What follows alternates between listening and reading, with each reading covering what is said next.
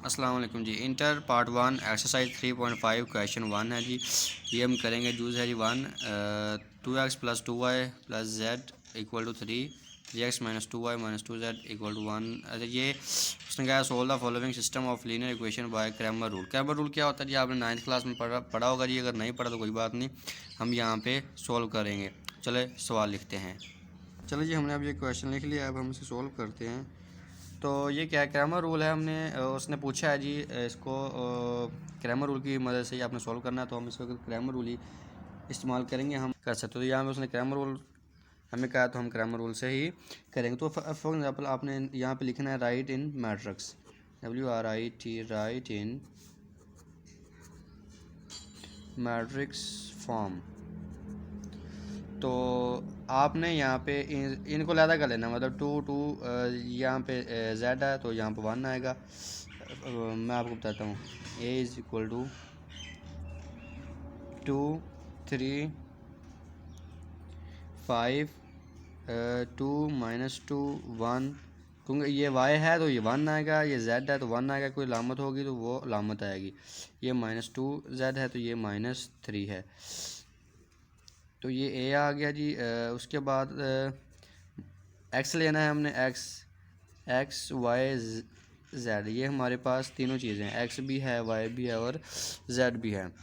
अच्छा जी, उसके बाद इज इक्वल टू हमने b लेना है। b क्या है जी? 3 1 2।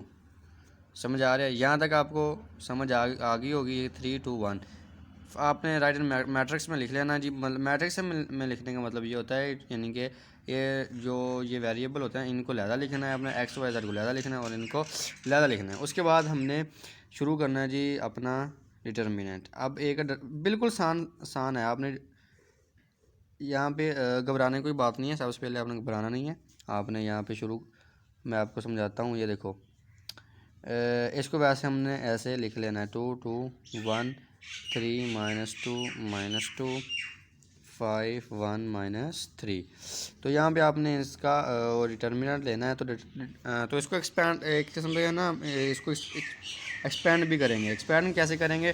तो एक्सपैंड करने के लिए ये सबसे पहले ये 2 है ना, ये 2 आपने इस 2 को लेना है, इस पूरी लाइन को और इस लाइन को आपने छोड़ देना है। फॉर एग्जाम्पल आपने 2 लिखना है और इस लाइन को और इस लाइन को हमने छोड़ देना। तो यहाँ पे बचता है -2 -1 और -3।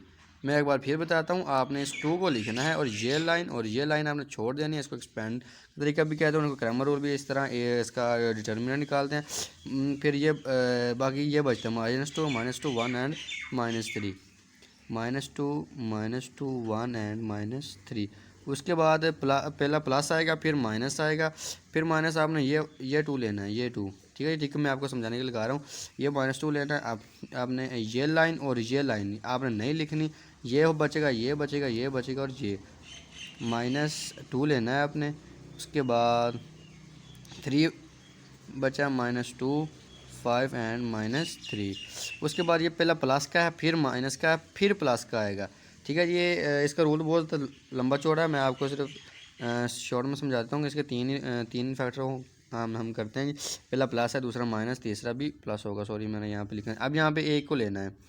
ठीक है जी, अब ये लाइन नहीं लिखनी और ये लाइन नहीं लिखनी। अब ये 3 -2 5 और 1 लिखना है। मैं आपको फिर बताता हूँ। ये पहले 2 लेना है और ये लाइन नहीं लिखनी, 2 ही लिखना है। और उसके बाद इसका डिटर्मिनेंट है ना, ये 4 लफ्ज़ बचते हैं। उसके बाद ये 2 लिखना है और ये पूरी लाइन ये नहीं लिखनी, ये 4 लफ्ज़ बचते हैं। उसके बाद ये एक लिखना है, ये लाइन और ये लाइन नहीं लिखनी। 3 -2 5 -1 लिखता है। या मैं सॉरी, मैं 1 लिखना भूल गया, ये 1 है। तो यहाँ पे ये छोड़े तो क्या बचा जी? 3 -2 5 1। तो ये आ गया। अब क्या करते हैं जी, इनको डिटर्मिनेंट लेने के लिए सबसे जो इम्पोर्टेंस का रूल होता है वो क्या जी? इन जो दो होता है जी, इनको मल्टीप्लाई करना होता है जी। 3 2 6 हो जाएंगे, तो इनकी लामतें चेंज करनी। ये -2 प्लस का हो जाएगा जी, +2, ये एक को नहीं छेड़ना। 2 प्लस का हो जाएगा जी, इसकी लाम चेंज हो जाएगी और ये मल्टीप्लाई हो जाएगा। उसके बाद आता है ये -2 वैसे आ गया जी। उसके बाद इसी तरह इसको हमने मल्टीप्लाई करना है। 3 3 3 9 -9 आएगा, किसका? 3 के साथ माइनस का साइन है, तो ये माइनस का हो जाएगा। उसके बाद 5 2 10 +10, ये माइनस का 2 है तो ये प्लस का हो जाएगा। उसके बाद +1, उसके बाद ये 5 एंड इसकी लाम चेंज हो जाएगी तो ये 10 आ जाएगा। तो आ गया ये 2 वैसे ही आ गया जी। उसके बाद ये 8 हो गया -2, ये 1 बच गया, 10 में से 9 गया, ये 1 बच गया जी, +1 और 10 3 13। ओके, 8 2 16 -2 +13 को अगर एक से ज़रब दें तो 13 ही आएगा जी, = 27। ठीक है जी, ये = 27 आ गया। यहाँ पे हमारा आधा काम कंप्लीट हो गया। अब अगला काम क्या करना है जी, मैं आपको बताता हूँ। तो ये काम करने के बाद यहाँ तक तो आपको समझ आ गई है ना जी। ये काम करने के बाद आपने क्या करना है जी, D1 निकालना है। D1 क्या है जी, मैं आपको समझाता हूँ। ये देखो, ये रकम है हमारे पास A, तो D1 हम D1 निकालेंगे, फिर D2, फिर D3 निकालना है। ये 3 काम करने हैं हमने। तो ये D1 तो क्या है जी, ये आपने लाइन नहीं लिखनी, यहाँ पे आपने ये B की रकम लिखनी है 3, ये वाली 3 1 एंड 2। यहाँ पे आपने वो लाइन लिखनी है 2 - 2 1 1 - 2 -3, ये वैसे ही आ जाएगा। तो यहाँ पे मैंने लिख रहा है कि यहाँ पे 3 1 2 पहले लिखा, उसके बाद 2 - 2 1 एंड 1 - 2 -3 वैसे आ गया जी। अब हमने बिल्कुल अपने उसी तरह करना है, इसका डिटर्मिनर निकालना है जी D1 का। इसको उर्दू में मक्ता भी कहते हैं, शायद आपने 9th क्लास में पढ़ा हो। तो 3 2 1 1 -2 -2 2 1 -3। अच्छा जी, यहाँ पे आपने बिल्कुल वही काम करना है, यहाँ पे 3 लेना है। ठीक है जी, ये लाइन है, इसको नहीं लिखना है, 3 लिखना है, और ये -2 -2 1 और -3 लिखना है जी, D1। तो सॉरी, एक मिनट, D1 क्या है जी, क्या लेना है आपने। यहाँ पे आपने पहले 3 लिखा, उसके बाद इस -2 -2 1 और -3 बचा, -2 -2 1 -3। उसके बाद पहला प्लस का है, दूसरा माइनस का आएगा, माइनस का 2 आएगा, -2, और ये लाइन और ये लाइन अब नहीं लिखनी, 1 - 2 लिखना है एंड 2 -3। उसके बाद जगह थोड़ी मैं नीचे लिख लेता हूँ। उसके बाद आपने 1 लिखना है, और ये लाइन नहीं लिखनी, बिल्कुल आसान है सवाल। 1 -2 एंड 2 यहाँ पे 1, तो ये +1 आएगा। अच्छा जी, ये पहला जमा माइनस और फिर जमा, तो ये क्या 3 वैसे ही आ जाएगा जी। 3 2 6, ये माइनस माइनस जमा हो जाएगा जी। ये माइनस की लामत है, यहाँ पे प्लस आएगा तो ये 8 हो जाएगा जी। उसके बाद आज ये -2 है, ये 3 1 से 3 अगर 1 से मल्टीप्लाई हो 3 होगा, 3 माइनस का तो माइनस का आएगा जी। 2 2 + 4, ये माइनस का तो ये प्लस का हो जाएगा। उसके बाद +1 एंड 1 1 1 ही आएगा जी। 2 2 4, ये +4 का हो जाएगा, 2 माइनस का है, इसलिए इसकी लामतें चेंज हो जाएंगी। ये 3 वैसे ही आ जाएगा जी। सॉरी, यहाँ पे मुझसे गलती क्या हुई है,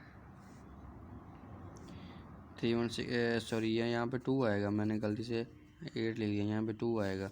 तो ये अगर +2 6 होगा तो ये 8 आएगा। -2, यहाँ पे क्या बचेगा जी, 1 बचेगा। +1, तो यहाँ क्या क्या बचेगा जी, 5। तो ये 8 3 कितने होते हैं जी, 24 -2 + 5, तो ये = 27 आते हैं जी। D1 हमारा क्या आ गया जी, = 27। अब 27, ये भी 27 है जी, हमारा पिछला जवाब भी 27, तो ये हमारा यहाँ पे ठीक है, यहाँ पे हमारी कोई गलती नहीं है। अब हमने D2 निकालना है।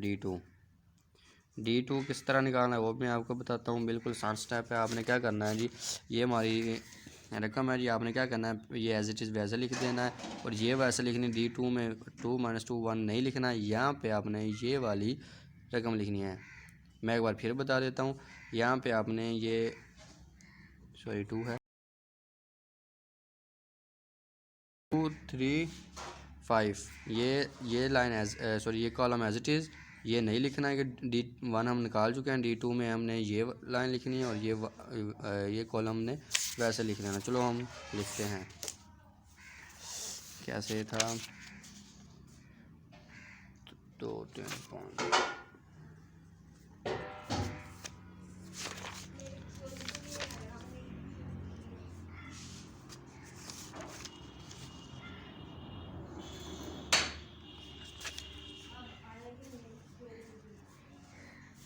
चलो जी लिख लिया। अब हमने D2 का डिटर्मिनेंट निकालना है, बिल्कुल उसी तरह वही स्टेप है। आप देखते रहिए वीडियो को पूरा, ताकि आपको कोई भी स्टेप मिस ना हो।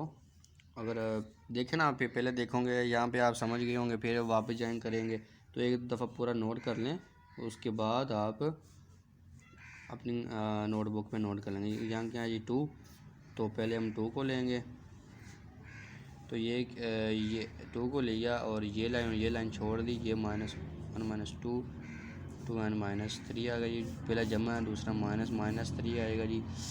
तो ये क्या है, ये लाइन और ये लाइन हमने छोड़ देनी है, तो क्या लेना 3 5 -2, तो ये क्या हो गया, अच्छा जी सॉरी -3 लिखना है, तो ये लाइन और ये लाइन छोड़नी है, 3 -2 5 -3। उसके बाद आपने एक लेना है, ये पहला जमा का, फिर माइनस का, फिर जमा का आएगा। उसके बाद आपने एक ले लिया और ये लाइन छोड़ देनी है, 3 1 5 2।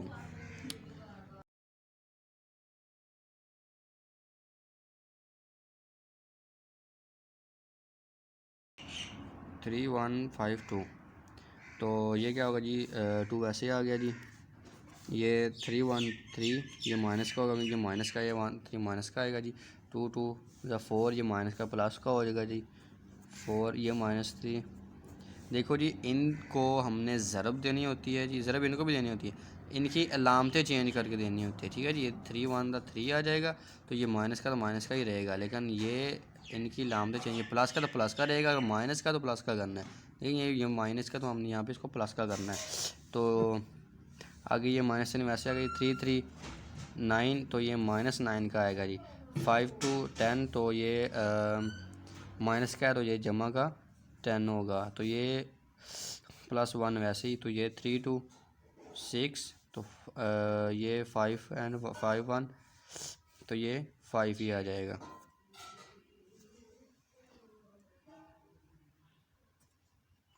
माइनस का, तो ये क्या वो होगा जी, तो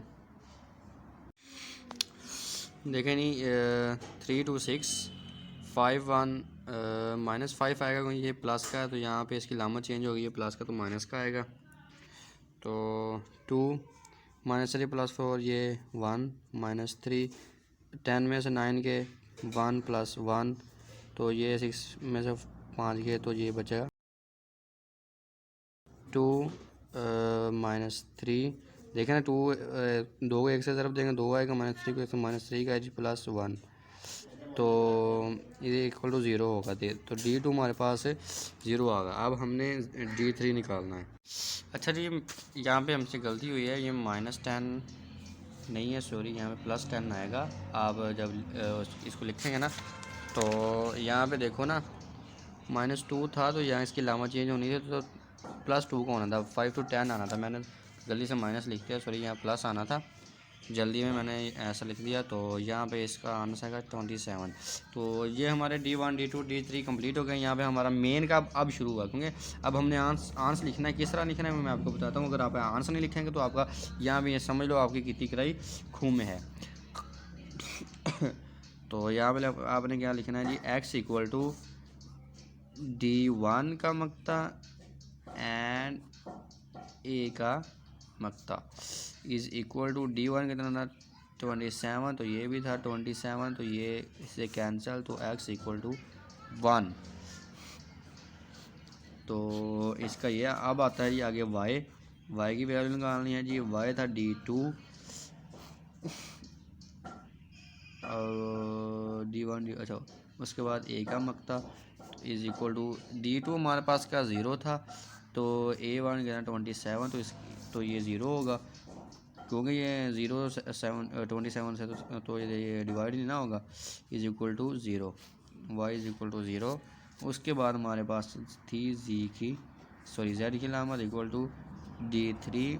यहाँ पे देखो मेन स्टूडेंट यहाँ पे गलती करते हैं, यहाँ पे सही नहीं लिखते। ये D2 कहाँ पे लिखना है, कोई D2 नीचे लिख देते हैं और एक का मतलब ऊपर लिख देते हैं, यहाँ पे गलती होती है। यहाँ पे आप कहते हैं जी मैंने इतना लॉन्ग सवाल किया था तो मेरे से पूरे नंबर आएंगे, तो यहाँ पे आपके नंबर काटे जाते हैं। उसके बाद D3 हमारे पास कितना है 27, तो एक का मतलब हमारे पास कितना है जी 27, तो ये इससे कैंसिल, तो ये भी कितना जी 1, जी इज इक्वल टू ए। और जी अब ये इनके आंसर, ऐसे आपने दायरा ज़रूर लगाना है। ये और ये आंसर यहाँ पे आपका ख़त्म होता है जी। Best of luck. वीडियो देखने का शुक्रिया।